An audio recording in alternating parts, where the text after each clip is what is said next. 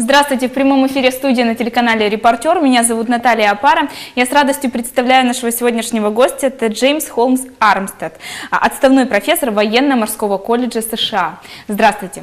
Hello, Mr. Armstead. Здравствуйте. Good afternoon, Natalia. It's a pleasure to be with you today.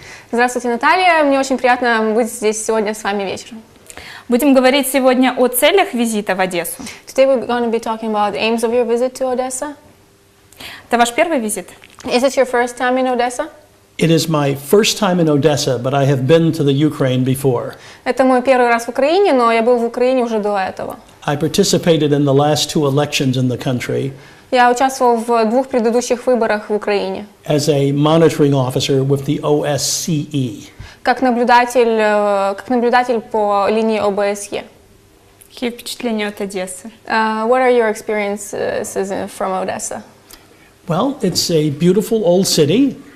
Это очень красивый старый город. There are many historic buildings, Очень много красивых исторических зданий, many wonderful museums, прекрасных музеев. and perhaps the warmest, friendliest people I've ever met. И, наверное, самые дружелюбные и приятные люди, которых я когда-либо встречал. В рамках вашего официального визита вы посетили один из одесских вузов, это Национальный университет Одесская юридическая академия, читали лекции для студентов. Чем их заинтересовали? In the framework of your visit, you have visited one of Odessa universities, which is National University Odessa Academy of Law, and you delivered lectures there. How do you like the students and how do you like the university? Well, I like the students and I like the university. The students are interesting, they are active, they ask lots of questions, they are very inquisitive, they want to learn, they appreciate that I have had experiences in other places, and they want to pick up as much as they can about the rest of the world. And I'm happy to talk about those sorts of things as well as my subject area. Мне очень нравится университет, и также мне очень нравятся студенты, они очень интересные, умные, и они задают, самое главное, очень много вопросов. Также они ценят то, что у меня есть опыт преподавания и просто жизни в других странах, и их это очень интересует, поэтому мне это очень нравится в студентах академии.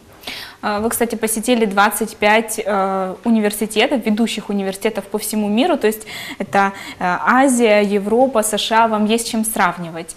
Одесские вузы чем впечатлили?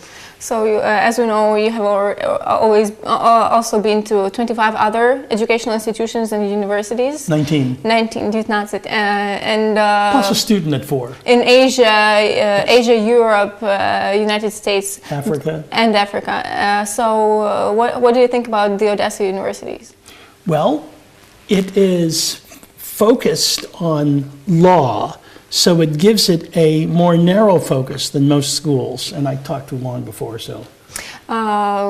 Хотелось бы отметить, что именно этот университет, он фокусируется больше всего на праве, что дает студентам более обширный юридический обзор.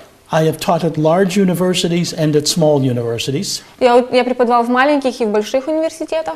Some of them have very general interest and cover many fields. И некоторые из них, они имеют общую направленность и покрывают в своем обучении много отраслей. Some of them are small and they focus on individual subjects and are very good. И некоторые из них маленькие и более направлены на индивидуальные отрасли, и поэтому являются очень хорошими. The Odessa Law Academy is unique Юридическая академия одесская, она является уникальной, because it concentrates only on law. потому что она концентрируется только на праве.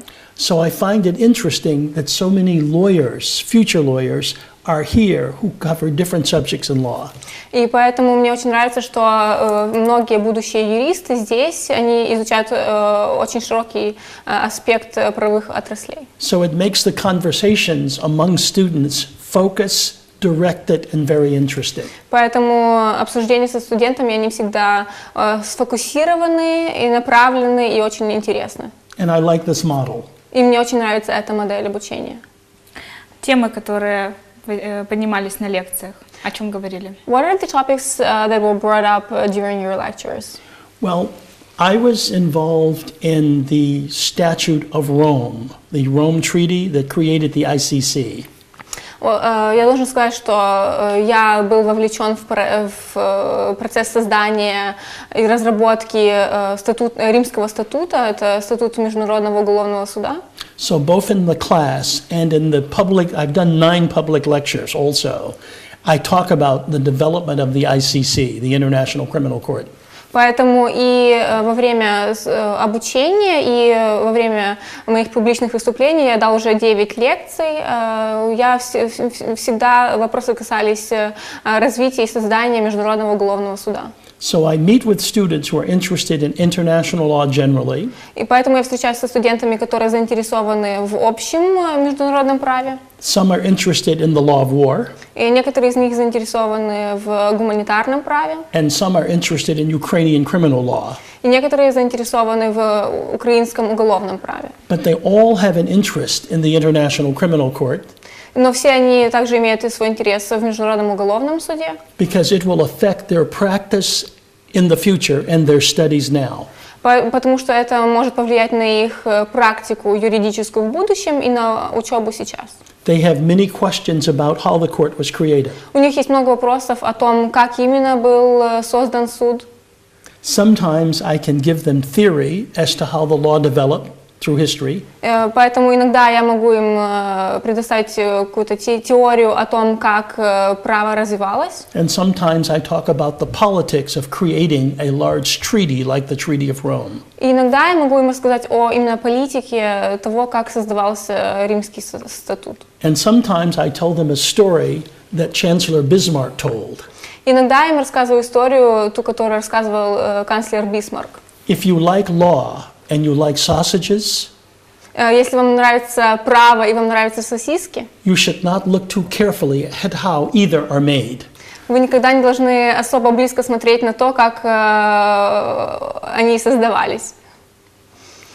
А насколько было легко общаться с украинскими студентами? Как вы оцените уровень владения английским языком, потому что это был ваш рабочий язык на лекциях? How do you scale the student? How do you feel the knowledge of English of students? Well, as in any other subject or any other university, some students are very, very good. Как и в других университетах, некоторые студенты очень хороши в английском. Some speak English almost like natives. И некоторые студенты говорят по-английски почти как на родном языке. Now, sometimes they have been to the United Kingdom or the United States or Australia. Иногда они уже были перед этим в США, в Великобритании или Австралии. Others just have a facility with languages. И другим просто дается язык. And some students, the English is not so good. Но у некоторых студентов, конечно же, иногда английский не настолько хорош. When I give a small seminar, Когда я даю небольшой семинар, I like to engage my students. мне нравится вовлекать студентов в учебный процесс. I want them to talk to me. Я хочу, чтобы они разговаривали со мной. I don't want them to memorize anything. Я не хочу, чтобы они что-то запоминали специально. But I want them to analyze everything. Но я хочу, чтобы они все анализировали. So we discuss the law not as a theoretical subject where you memorize rules. Поэтому мы обсуждаем право не с теоретической стороны, где тебе просто нужно запомнить правила. But we look at law as a living system to help people and to demonstrate how they should behave. Но мы изучаем право как живую систему, которая помогает людям в их жизни. So of course, when I ask questions, I can gauge how well a student understands me by the answer I receive. Поэтому, когда мы общаемся во время занятий, отвечая на мои вопросы, я понимаю, насколько хорошо владеет студент английским языком и насколько хорошо он понимает предмет. But sometimes it's more important for me to listen carefully and watch them when I tell a joke and see who laughs. Но очень важный аспект тоже, когда я, к примеру, шучу во время занятия и посмотреть на реакцию, кто именно понял шутку и посмеялся. But that's dangerous. Sometimes the joke could be bad. Но это очень опасно, потому что это может быть плохая шутка. Or maybe I'm just not funny. Или я, к примеру, не смешной. But if they laugh, I know that we are communicating well. Но если они смеются, я понимаю, что у нас хорошая коммуникация. But this is not the first time I have been outside of the United States teaching. Но это уже не первый раз, когда я преподаю за пределами Соединенных Штатов Америки. I've taught in France, Я преподавал во Франции, in Italy, Италии, in Lebanon, Ливане, in Israel, Израиле, in South Africa, Южной in the Африке, Congo, Конго, in Austria, Австрии, in Germany, Германии, in Hungary, in Хорватии, Poland. Венгрии, Польше. So I understand that sometimes I must speak slowly, Поэтому я понимаю, что иногда мне нужно говорить медленно. and what I listen to may be much more important than what I am talking about. Поэтому то, что я слышу, может быть гораздо важнее того, о чем я говорю. So good teaching, it's a two-way communication. Поэтому хорошее преподавание – это коммуникация в обе стороны. Knowing what the student wants to learn И знать то, что студент хочет узнать, выучить, and knowing what the student needs to learn и знать то, что студент должен выучить. are both important.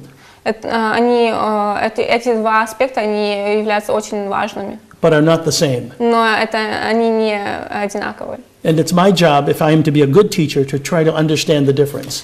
И это моя работа понять эту разницу между этими двумя аспектами. Plus the language issue. И, кстати, учитывая языковой аспект.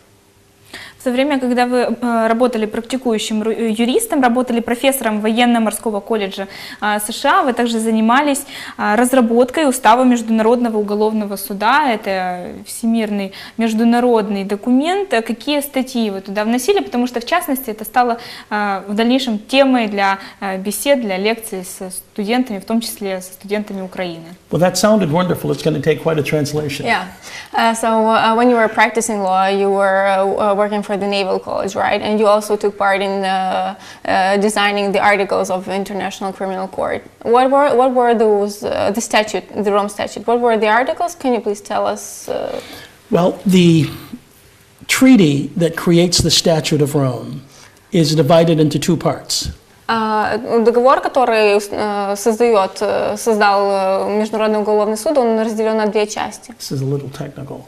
Yeah. There is the adjective law, Это the structure of how the law is to be applied. Первая часть, она рассказывает о том, как право должно применяться. And there is the substantive law, that is what rules of international law were to be applied. И во второй части рассказывается о том, как правила международного уголовного права должны применяться. The second part is very simple.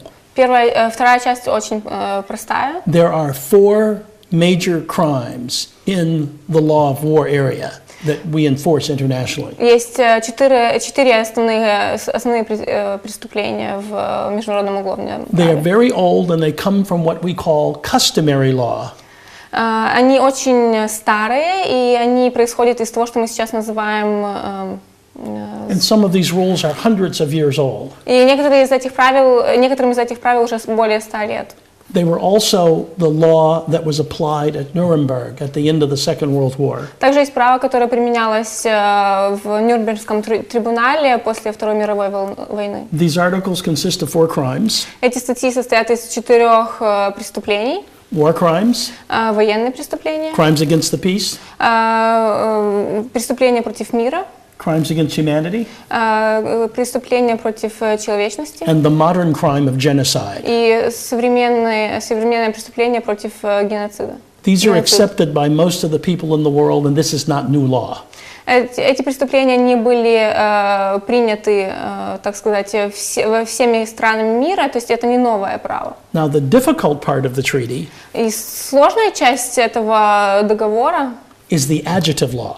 Это первая часть The описательная. rules creating jurisdiction, Это правила, которые устанавливают юрисдикцию. the rules that deal with how you prosecute a case, Правила, которые описывают расследование. the rules that deal with the extradition of the accused from other places, А также экстрадицию людей, подозреваемых из других стран. how judges are appointed because they must come from around the world, Правила назначения судей, которые происходят из разных стран. and of course the procedures for an appeal. И также процедура апелляции. The International Commission of Jurists started a study to decide upon this court in 1927. И международная комиссия юристов начала работу по созданию этого суда в 1927 году. The nations of the world, Нации мира, the lawyers in the world, юристы, and of course the military, the professional military officers of the world, were dissatisfied with the state of justice at the end of World War I. И также профессиональные военные, они были недовольны состоянием международного уголовного права после Первой мировой войны. All of these issues were discussed at Versailles in 1919. 1919. И все эти вопросы они обсуждались в Версале в 1919 году. Все-таки вернемся к нашему времени сейчас. Сейчас над какими работами вы ведете свою деятельность? Возможно, что готовите, какие-то новые научные исследования? Coming back to modern times, what are you currently working on now? Maybe you're making any research? Yes. I am working on the protection of cultural property under international law. В данный момент я работаю над защитой культурной собственности в международном праве. It primarily deals with the Fourth Hague Convention of 1954. Это в основном касается 4-й Гаагской конвенции 1954 года. And the rules that we use to protect cultural property. И правилами, которые мы используем, чтобы защитить эту культурную собственность. And the International Commission of the Blue Shield. И Международная комиссия голубого, which is an organization like the Red Cross, которая является организацией, похожей на организацию Красного Креста, that focuses on identifying items of property to be protected. Которая определяет, какие именно культурные объекты должны быть защищены. Like the Red Cross that goes on hospitals or on the arm of medical personnel. Как, к примеру, Красный Крест, который размещается на госпиталях, либо на лацкане медперсонала во время войны. The Blue Shield goes on ancient property. Этот голубой, простите, забыла. Ancient property. Yeah, I got you. I mean, the shield, I just kind of translated. Этот голубой щит, он размещается на объектах исторической собственности, которая должна быть защищена. And sometimes on entire towns that are considered historically significant. И иногда определяются целые города, которые считаются исторически важными. And I work with Blue Shield organizations to help them apply the rules. Я работаю с этой организацией Голубого Щита, чтобы применять эти правила защиты культурной собственности. And I'm doing that here in the Ukraine. И также я занимаюсь этим в Украине. Because you have a new Blue Shield organization nationally. Потому что организация Голубого Щита, она была только недавно установлена в Украине на национальном уровне. And you have a war on your border, and there are many things being destroyed that should be protected. И также у нас на границе с Украиной идет война, поэтому есть много объектов, которые тоже должны быть защищены. There is great beauty in the Ukraine. В Украине очень много всего красивого. There's great national treasure. Очень большое национальное достояние. Many items of cultural property that are Очень important. много объектов национальной истории, которые являются важными. In some ways, you are a new nation. И в некотором роде мы являемся новой нацией, молодой нацией. And just making a list of all these things. И просто составляя список этих объектов. And collecting that property. И собирая эту собственность. Is an important part of making this a strong, vital nation.